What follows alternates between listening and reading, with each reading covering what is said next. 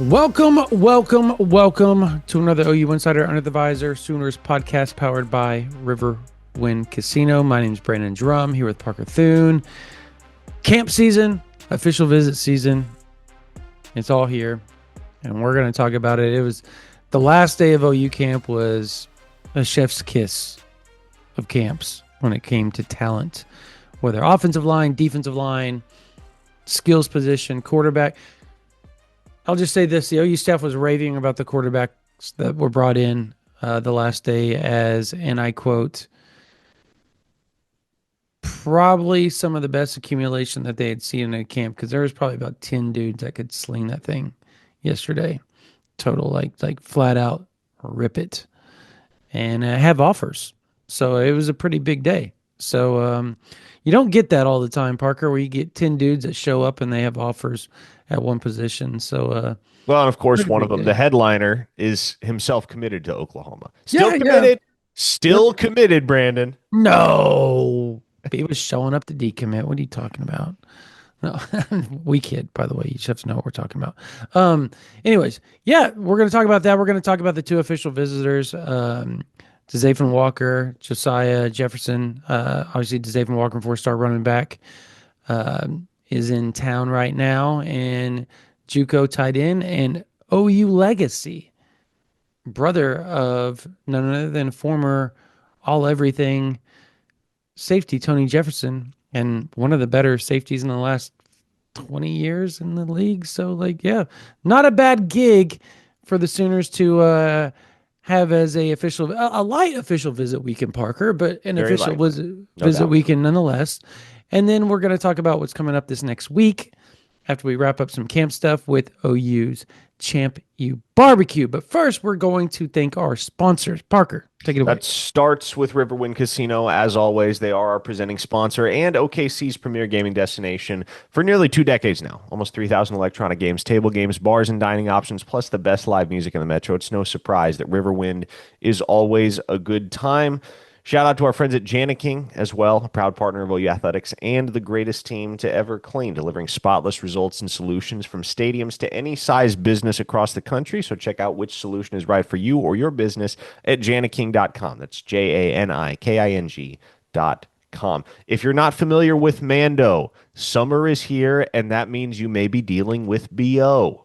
But you can combat that with Mando Whole Body Deodorant.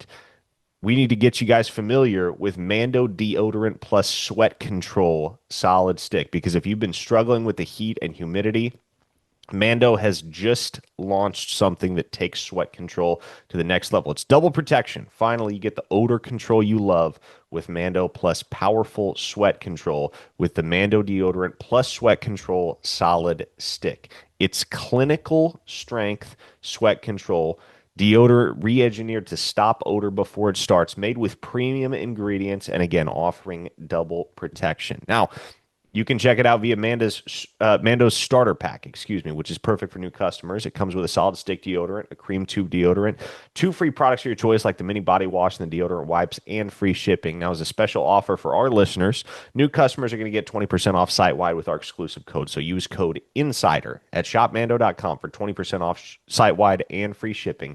SHOPMANDO.com. Please support our show and tell them we sent you. Finally, the OKC Thunder battled back last night in Game 4 of the NBA Finals and reclaimed home court advantage, much to my colleagues' delight.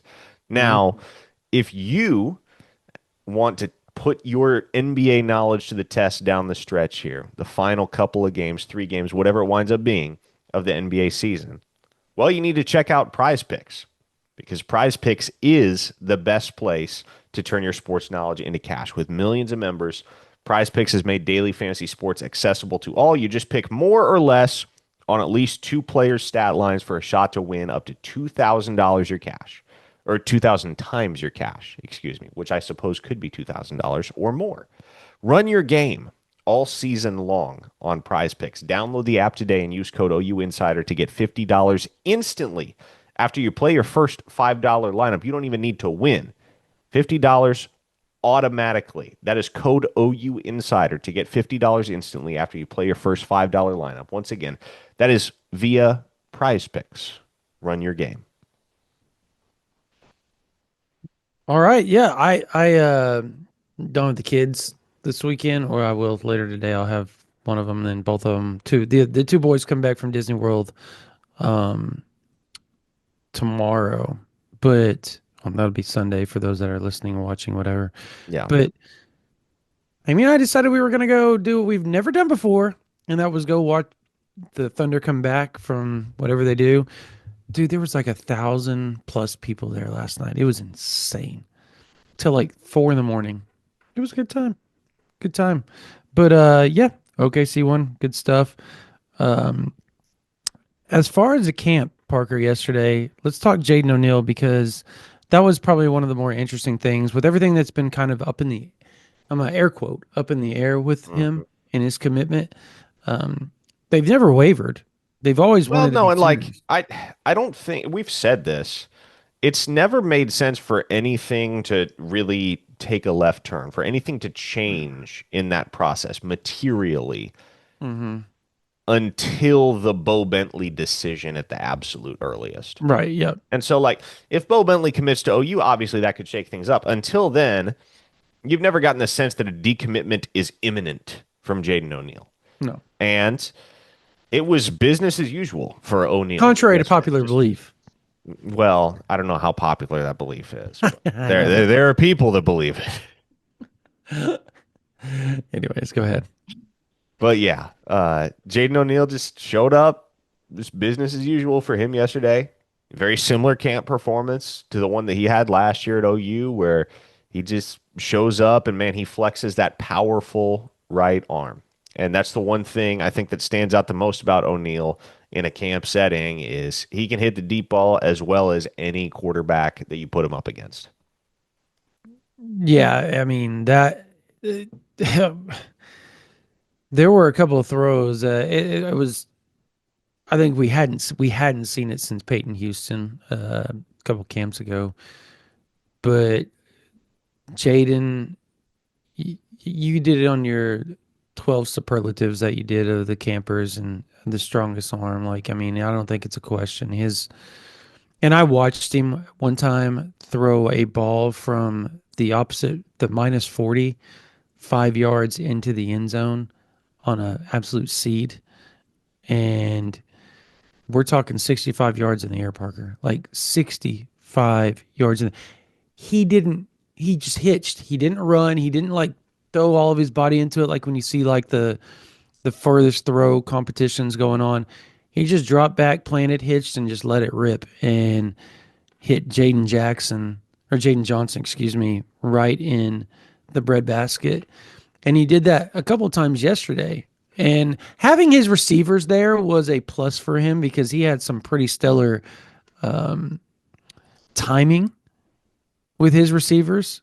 And I think that was a plus. That was on purpose, by the way, obviously, that they all came together. And I thought the Johnson twins looked really good, by the way, running routes and catching balls. So, and again, some really good corners.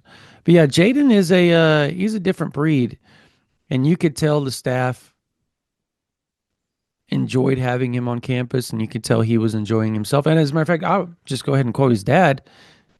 That went really well. That felt good. It felt comfortable. That went really well. And he told me they had some really good conversations prior to showing up, had some good conversations while they were on campus. Folks, this isn't like, as Parker said, this isn't something like that's in, no matter what everybody wants to throw out there, it's not something that's like in dire straits like at this moment. Now, he could go on Sunday morning and go to Florida State, and which he's going to, and he'll be there till Wednesday. So that's going to be a big deal. That's going to be tough for Oklahoma to combat. But as of today, they do not plan on doing anything until after the Oklahoma official visit. So we'll see. We'll see where that thing goes. Outside of Jaden O'Neal, both sessions, who was the best? Well, I Let mean, me let me rephrase this. Who was the best camper in your opinion? The whole four camps. well, I'll answer that question in just a second, but to kind of set it up, Okay. how often is it that you have any school, let alone the University of Oklahoma, dragging the number one defensive tackle and the number one offensive tackle in the nation to campus for the same camp session? That would probably be Mind you, my answer, by the way, is Jalen Brewster was pretty awesome. that's my answer as well. Jalen Brewster, the consensus number one defensive tackle in the Yeah. industry, camped with Oklahoma yesterday, Friday, for the final camp session. And look, when I say consensus number one defensive tackle in the country, that's not just the rivals rankings. That's not just the on three rankings. That's not just the 24/7 rankings. That's all three. All three individually have him ranked as the number one defensive tackle He's in the so good. 2027 cycle. And it's easy to see why, man. He doesn't have tremendously long arms, but what he does have is incredible footwork. He's got a very well put together frame. He's Mhm. got the ideal frame for a defensive tackle, at least a defensive tackle of his stature, which he's about 6'3", good solid size.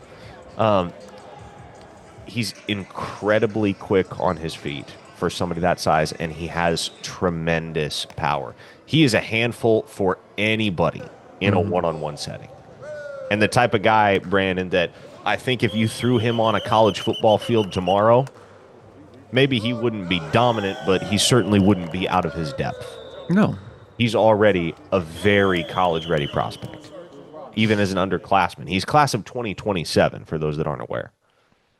he's special. We've seen him so many times already, and every time I just go back to that rivals camp, Parker, where I kept throwing him up against the best of the best. And I was like, dude, take a break, and then you're gonna go up against this guy, and then we go up and just freaking the um the only guy that I watched stop him one time was oh my gosh, Gilmer.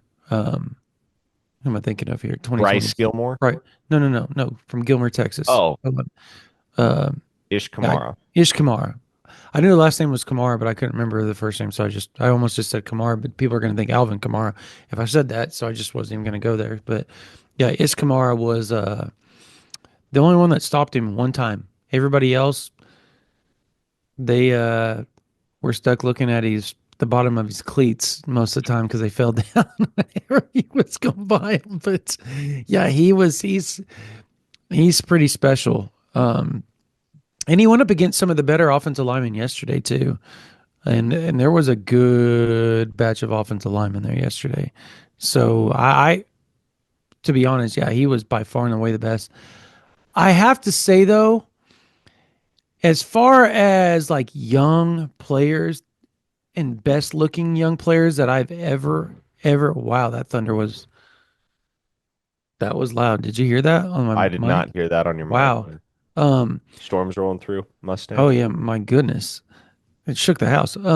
But as far as like best young players, like frame wise that I've ever seen, I know where you're going with this one. Kellen Hall, 2028 defensive tackle. Holy crap. He looks great, doesn't he? Goodness great. He looks like he's a senior. No, he looks like he's in college. Hmm. There's a lot. Look, maybe He, yeah. Well, maybe a senior in high school. I'll go senior in high, but it's crazy. He has a lot of look David Stone. He almost looks like David Stone when David Stone was a senior I already. can see that. I can see that. Maybe not That's as a senior, crazy. but like But like sophomore, right junior before his year, senior, David yeah, Stone. like yeah, Yeah. Yeah, there's some similarities there. He looked good yesterday, won a bunch of one-on-one reps yeah. against some pretty highly regarded offensive linemen. Now, a couple of interior guys that stood out to me on the offensive line were first off, a kid that came all the way from Florida, Bryce Daniels. Yeah, he was good. Yeah, really, really good. Really solid. He's a center at the next level. He's listed at 6'4". That's probably a little bit generous, but it doesn't much matter because he is strong, has a really, really good base, and his upper body is very well developed. Like his lower half, when you watch him, when you see him in person, his lower half is really well developed, but he's also just got a ton of upper body strength. He can Hmm. bench press 400 pounds as a sophomore in high school. So he was really strong.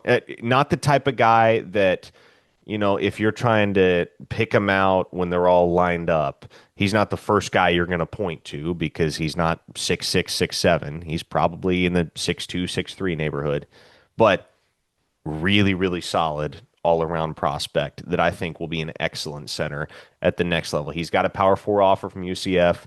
We'll see who else gets involved. Gus Corsair, who camped last year, was another one that it looks like he's made significant strides physically He since he showed has. up last year. I think 24/7 has him as a 4-star. I believe he's a 3-star for us on Rivals. But a guy that is starting to gradually generate more and more steam on the recruiting trail, and it's easy to see. I think he's a guy that probably projects best to center as well. Could he play guard? Absolutely, but I think center's a good fit for him, just the way that he plays down there in the trenches. Hmm. But man, the best looking specimen out there yesterday, the best looking specimen we saw for the entirety of camp season, and it's not a surprise. It's not going to shock anybody. Cooper Hackett, man. And again, Brewster's the number one defensive tackle in the 2027 cycle. At least according to our sister service now on 3, Hackett's the number one offensive tackle in the 2027 cycle. Is he number one or number two? I can't recall. We're going to say he's number one. I'll look it up. Go ahead. But Cooper Hackett, he and Brewster are different in the sense that, and you'd expect this, Hackett couldn't step onto a college football field tomorrow and give you snaps. He's He's the number still 3 overall offensive tackle, number okay, one in number 3 Oklahoma. overall. Yeah. Hackett still needs some seasoning, still needs some development, needs to pack on a lot more muscle. He's in like the 265, 270 neighborhood right now, which is fine. But I think there were some that figured he was just going to show up and stonewall everybody yesterday. That's not where he is as a prospect just yet. You love the athleticism. You love the athletic traits, the length, what he's done on the basketball court this year, and certainly the football tape from this past fall is impressive. But especially like I think expectations were probably a little bit unreasonably high for him, at least from a one-on-one standpoint, because as an offensive lineman, it's tougher to win one-on-one reps in a camp setting when you're not in pads. It's Hmm. tougher. And for Hackett, who's a guy that is not fully rounded out yet as a prospect, somebody that still very much has his best ball ahead of him and is still actively improving and morphing into the best version of himself as a high school football player. I didn't really walk in with the expectation yesterday that he was just going to stonewall everybody. And there were a couple that he lost, but for the most part, man, I think you saw the potential with Hackett that has everybody nationally, not just locally, marveling over what the Fort Gibson product can become. So obviously I went up there and watched practice and like talked to him a little bit not too long ago, and then went over to Bigsby. But they have a really pretty decent offensive line at Fort Gibson. Um, but watching him move yesterday, by the way, was just I had somebody ask me if he was a basketball player, and I said absolutely. And this is like just a random bystander that was standing there, probably another parent, if you will. And they're like, "He's a basketball player, right?" I was like, "Yeah," and he's a good one too. And they're like, "You can tell somebody of his size should not be able to move the way that he moves." And once he grows into his frame, and you touched on this a little bit, but yeah, he is going to be downright like just he's going to be special, Parker. Yeah, He I mean, really is. and the calling card right now for him is the athleticism. It's the movement Yes, skills, the strength. I guess that's kind of what I was trying to get at. The strength isn't where it is going to be two it is years from not. now when he's getting acclimated to whatever college program he winds up choosing. But as he continues to add muscle, as he continues to add strength, he's going to be even more of a monster as an offensive tackle prospect. And Hmm. the projection, and it is a lot of projection that goes into his ranking, as I believe the number 10 overall prospect in the country on three, but it's easy to bet. I shouldn't say it's easy. It's easier to bet on a guy that has that type of athletic profile. It most certainly is, and I think when you watch it, it's it's almost you'd be neglecting and not doing your job if you saw him play and then said, you know what, I'm going to watch what he does in other sports, and then you watch him play basketball and go, yeah, I don't think that guy can be very good when he gets because he's raw right now. That's just stupidity. If he's that good on the basketball court, we've seen this time and again, Parker, with offensive linemen. If they can move on the basketball court, Yeah. they almost certainly turn into really good football players in college. Hmm. Almost certainly because of their athleticism.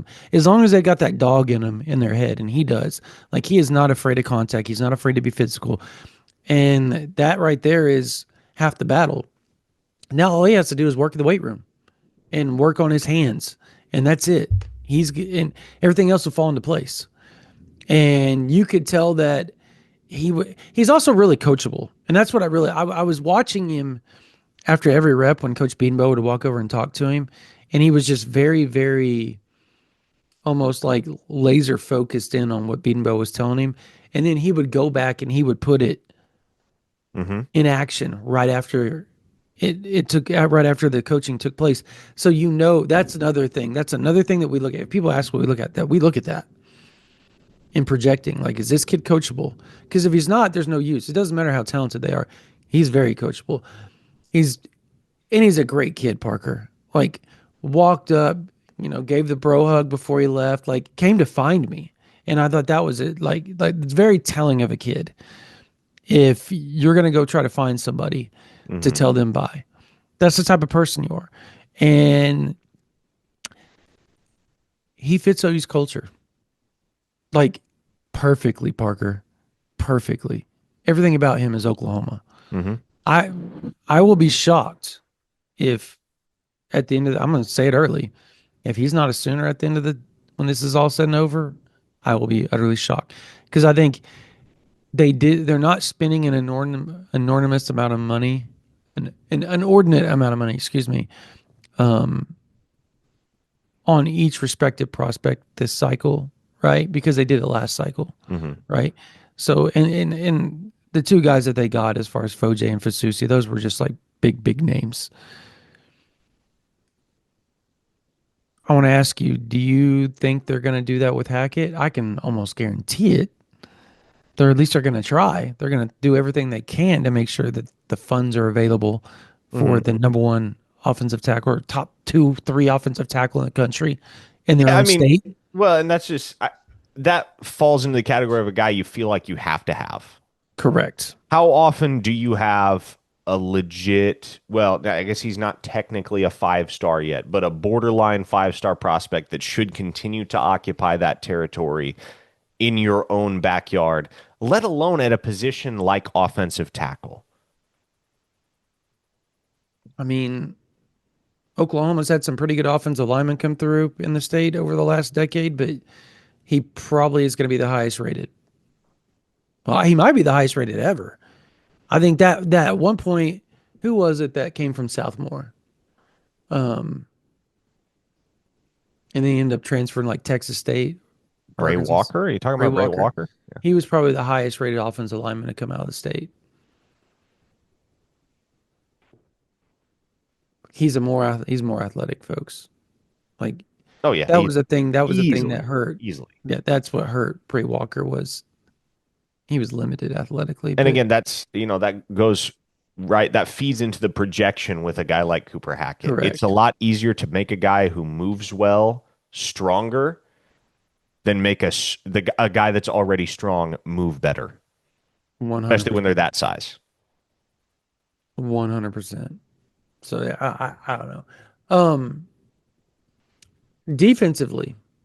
And we'll go back to the offense because there's a lot to talk about over the last two camps. But defensively, newly offered Mustang Broncos, baby. Newly offered Mustang Bronco, Gabriel Osborne Jr. I think we all saw that coming when he showed up. He walked in. It was a guarantee. You weren't there for it. I think he ran 140. He didn't have to run again because he ran a 4.5. He'd never ran a 40 before, Parker. We had a couple of staffers show him how to set up and run before because Coach Blankenship asked me, he's like, can we? So he walked up and just like asked a random staffer, can you show him how to run a 40? And so he got in there. They showed him how to get down in the stance and everything. He said, okay, cool. He goes out and busts, and he did not have a great start. So let me tell you, when he learns how to run a 40, because I watched Coach Brewer tell him, dude, you might be the fastest kid here right now. You don't need to grab or hold ever.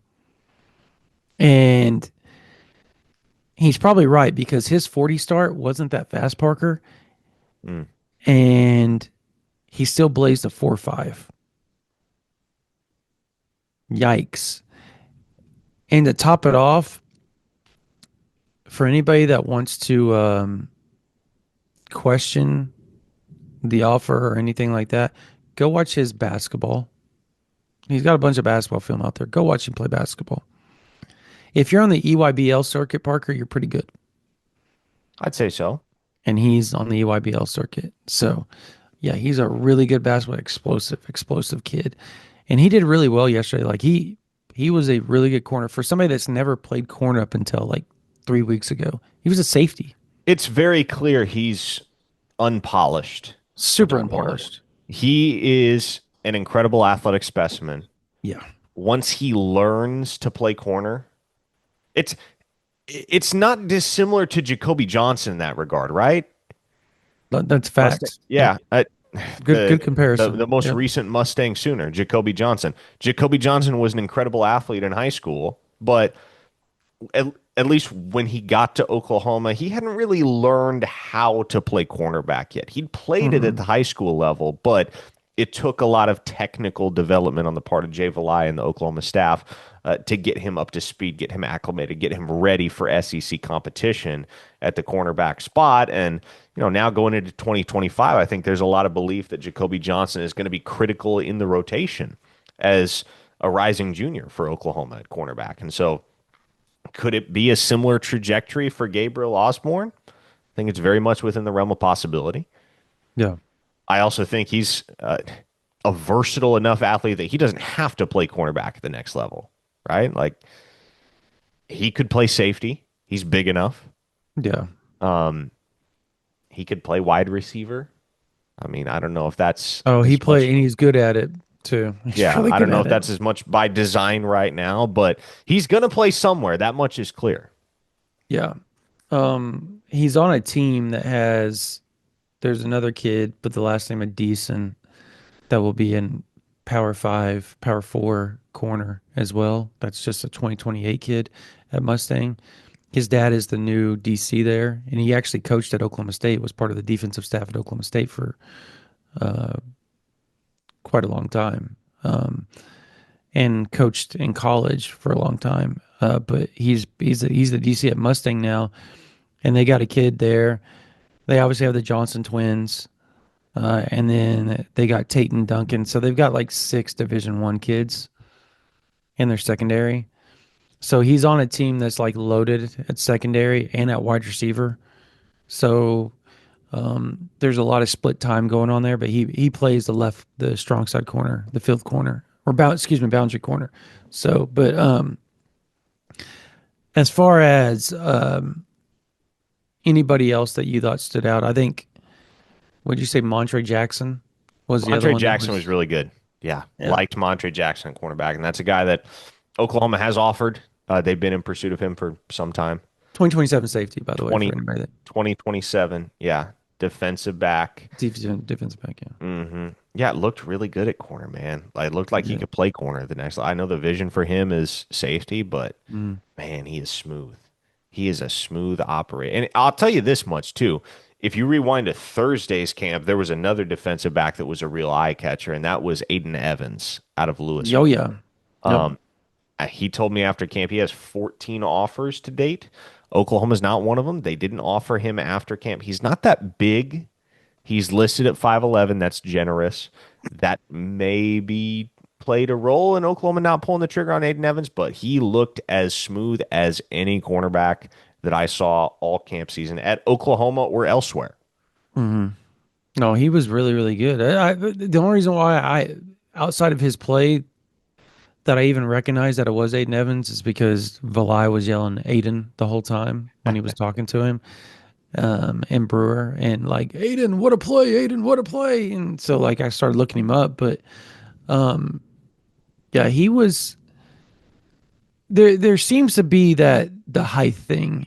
We're starting to see it play more and more at Oklahoma under Nagy, right? Like hmm there was a couple of kids that we thought were going to be offer guys, and under the previous way that Oklahoma operated, would have been offer guys.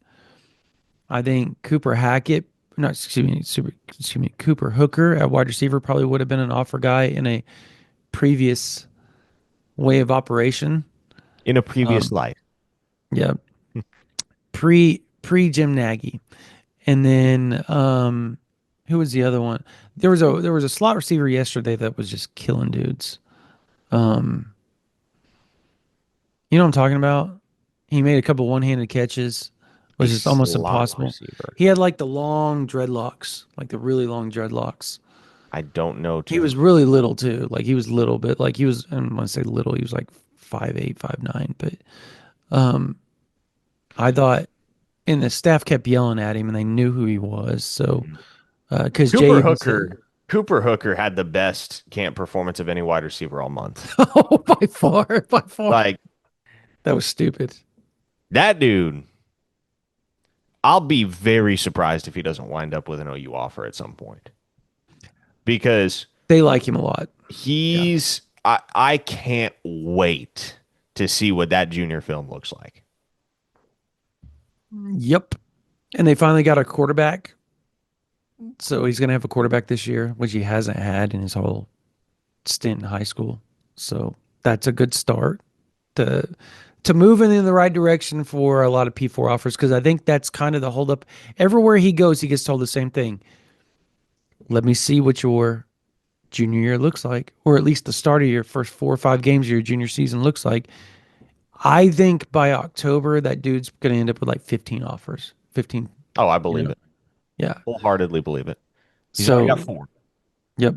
Four offers so far. It's going to start blowing up. And as coaches get out to go to his games to see what he is like in person, I think that's things are going to change dramatically for him over the next 8 months. So, Brandon, it's a much easier weekend for us this weekend. Only two official visitors we have to cover. Josiah amen. Jefferson and Dzathan Walker. Josiah Jefferson, as you mentioned off the top, the JUCO tight end from California, younger brother of Tony Jefferson.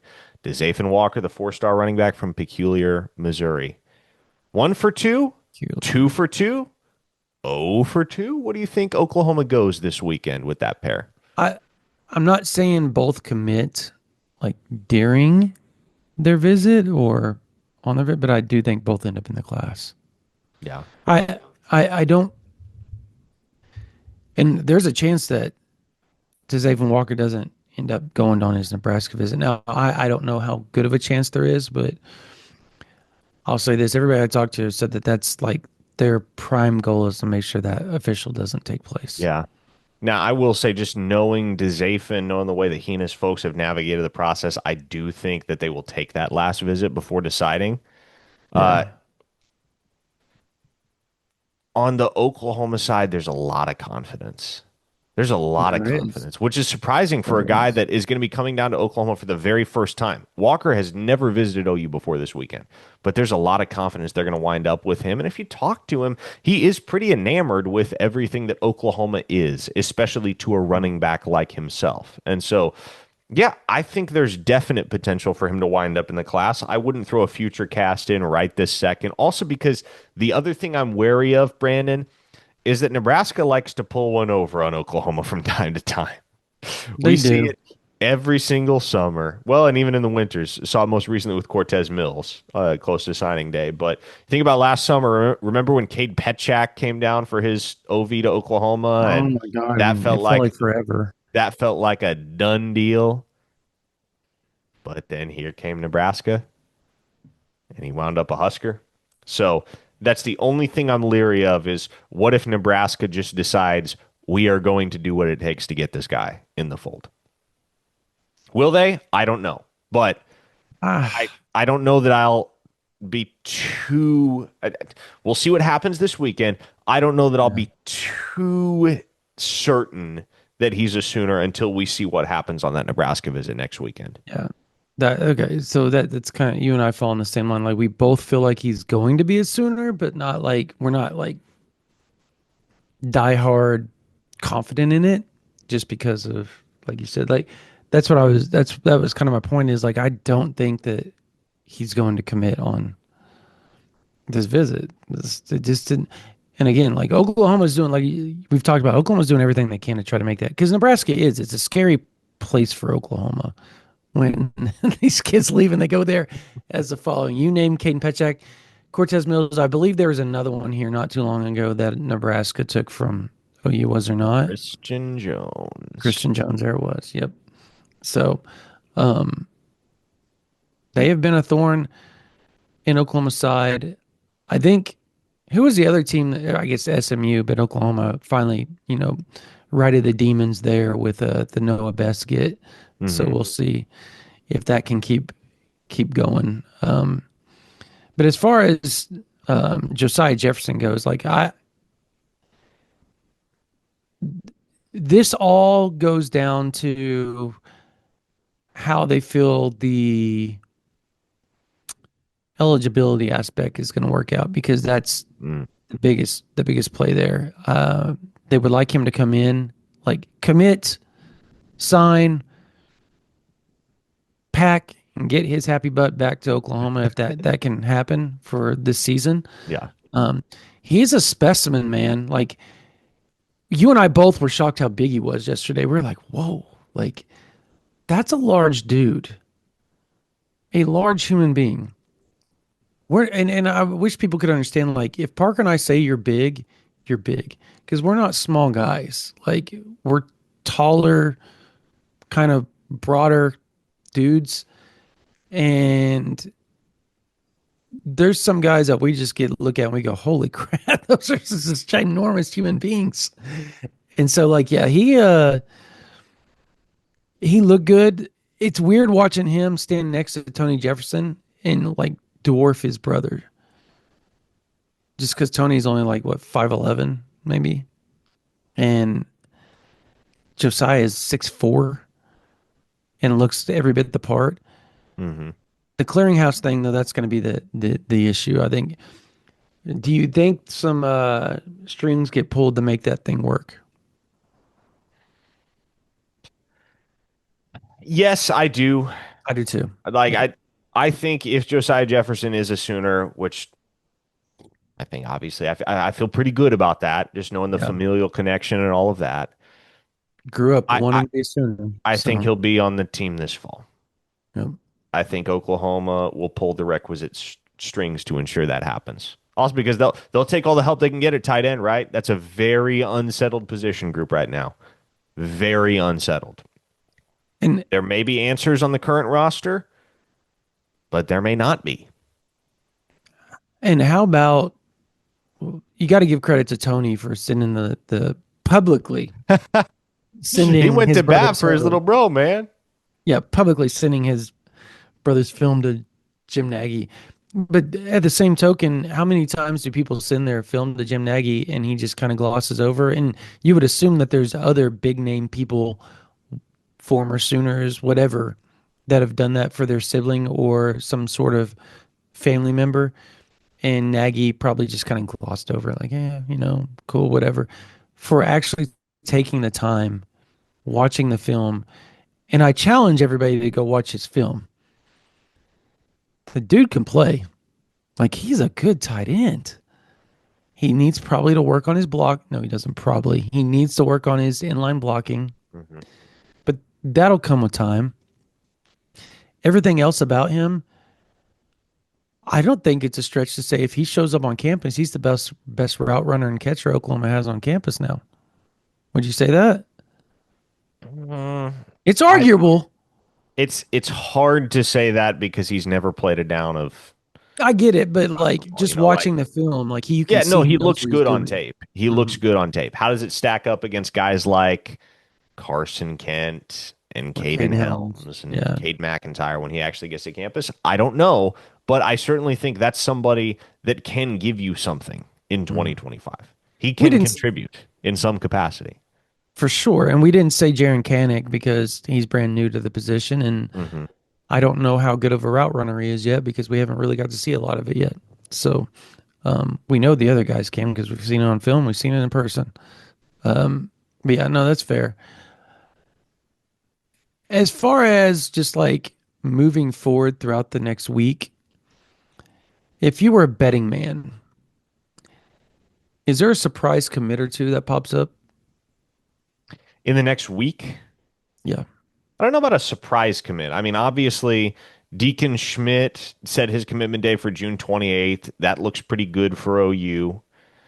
Alabama and Colorado, the other finalists. And then Danny Odom's committing on June 23rd is the word. I So guess that's that, yeah, another that one. wouldn't be a surprise. That's We like another one that should Oklahoma. be over. We do like Oklahoma right now. In the next week, I don't question that it could be a surprise commit. I like is let me ask you this: is Dzathan Walker a surprise if he commits in the next week? Does that qualify? I guess so. I mean, yeah, sure. I mean, it's not so. No, that doesn't count because we just said we like Oklahoma for him. So no, that doesn't count. So no, I guess there'd be no. I know fans don't want to hear that. I'm trying to think of anybody else Oklahoma's like potentially close with. Like, you know what? Is there a possibility? Hear me out here. Okay. Braxton Lindsay pops at some point over the next. No, I do not think so. Okay. If somebody did, if somebody's timeline accelerated just kind of out of nowhere and they decided, you know what, I'm going to be a Sooner, my bet would be on Dallas Dickerson right now. He didn't Hmm. take the Florida OV Let's this see. weekend.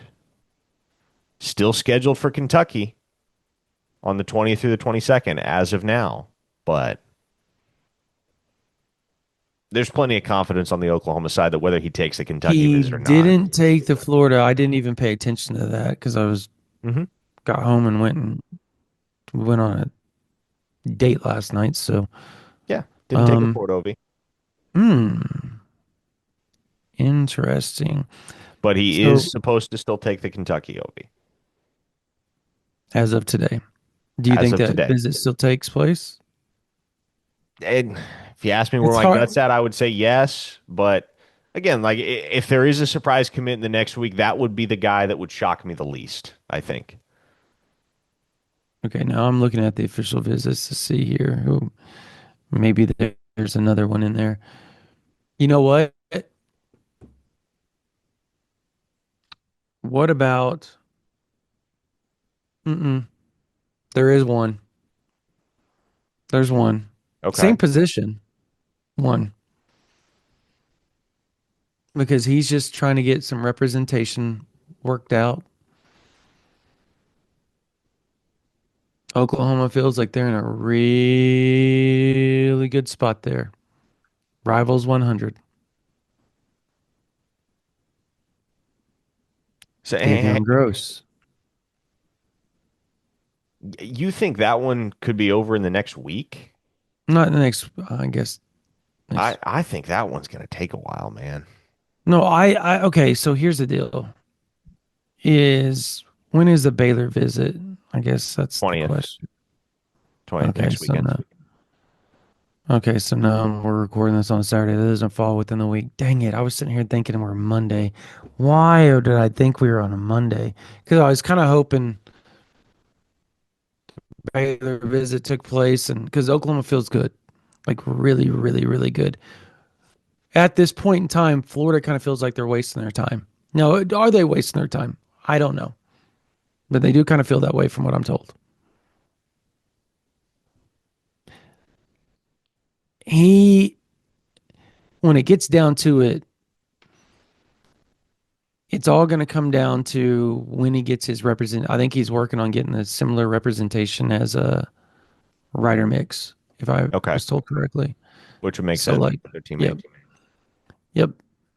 When all that takes place, I think that's when Oklahoma will make the push to like really solidify things there. Um, so I guess I would expect that one to be done. I guess now that I'm thinking about it, maybe July 1st, maybe a little after. So that wouldn't be next week. But I got my hopes up looking at it. And I kept thinking that the Baylor visit already took place. And then I looked at his profile and yeah, it's the 20th. So, anyways. All right. What about T Ron Richardson? Like, is that one that could That's surprise one I people? just I I don't know know. I enough know. to know what the timeline is, but he's an OU lean. That Yeah. much I know. And As the timeline, I can't speak to that right now, but he's an OU lean. do we feel like do we feel like he'll leave that far away, knowing the family situation Yeah, as it is? we'll see. I mean, if Yeah, there's, let's be honest here, if there's a school with a family type of culture and environment that could correct. Yeah, enable him to feel comfortable doing so, it would be a place like Oklahoma. that's fair. That's fair. Okay, so outside of the Oklahoma, Champion Barbecue's popping up on the 20th, right? You'll have a few probably straggle in. I would assume um,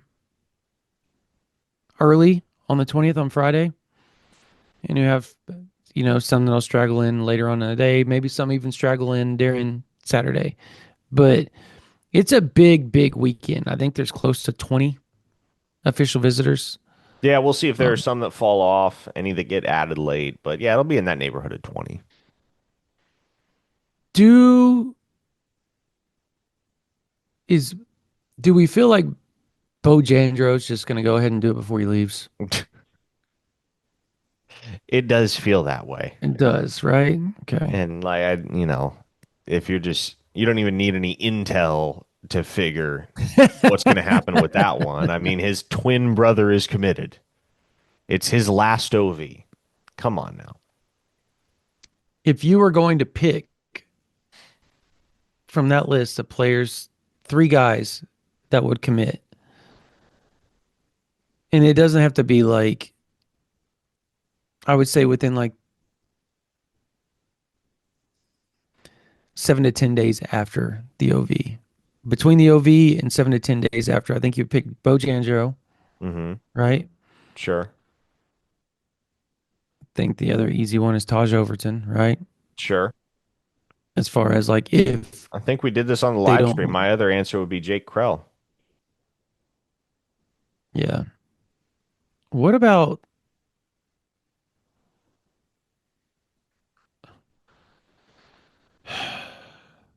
does Braden Presley get pushed? I don't. That's one I can't figure out yet because I think they're still obviously they're waiting on. You want to know what? No, the other one that I think Oklahoma's in a good spot for that is like quietly um in a really good spot for is Jacob Everhart, and he will be there on the 20th. Four-star safety out of Missouri. And you hear that, and everybody goes, "Well, he's not going to leave Missouri." There are a lot of people that think that he does not feel great about Missouri, and the family doesn't feel great about Missouri. So we'll see how that goes. That again, that's just hearsay at this point. Nothing I can confirm one way or the other. But I've been told that Oklahoma feels fairly decent. I think Alabama's pushing pretty hard there. So, um, was it Nebraska? The other one was it Nebraska? Nebraska is where he's at this Yeah, weekend.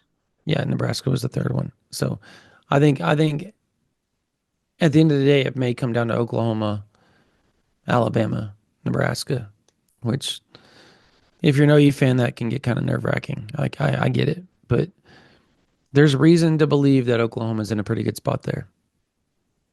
We'll see how they do. It does all come down to NIL, Parker. Hmm. At the end of the day, that's what it always comes down to. So, all right. I think that's going to do it for this version of the OU Insider Under the Visor Sooners podcast. Real quickly, if you are a man, you've got a girlfriend, if you got a wife, if you've got a loved one that maybe they want to start working on their weight, maybe they want to go to the spa and get Botox or lip filler or work on their midsection or just want to start working on their health in general.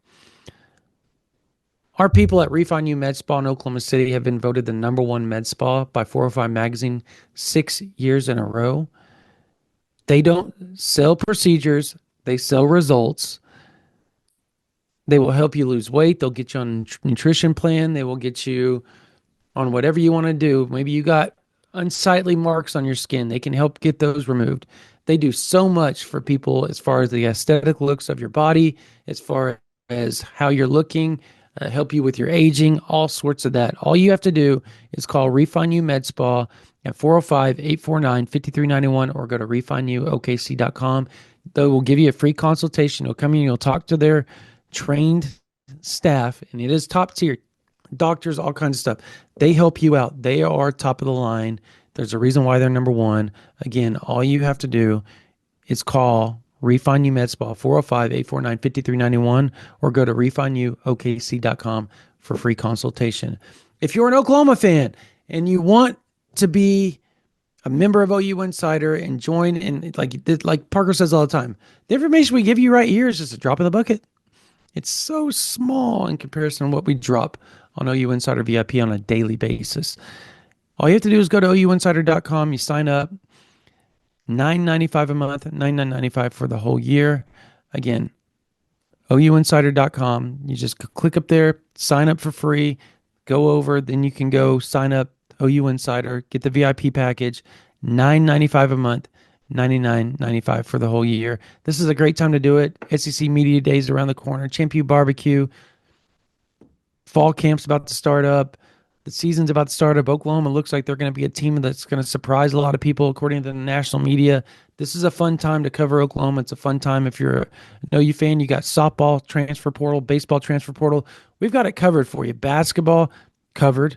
Anything that's OU related, we've got it covered for you. You'll have inside information on everything. If you love whatever sport, we've got it for you. ouinsider.com. Come join the thousands and thousands and thousands of OU fans already on there in our community. Start a thread, ask us questions, talk to Parker and I on a daily basis. We would love to have you guys on there. All right. For Parker Thune, my name is Brandon Drum. That's going to do it for this version of the OU Insider Under the Visor Sooners podcast. You guys have a blessed day.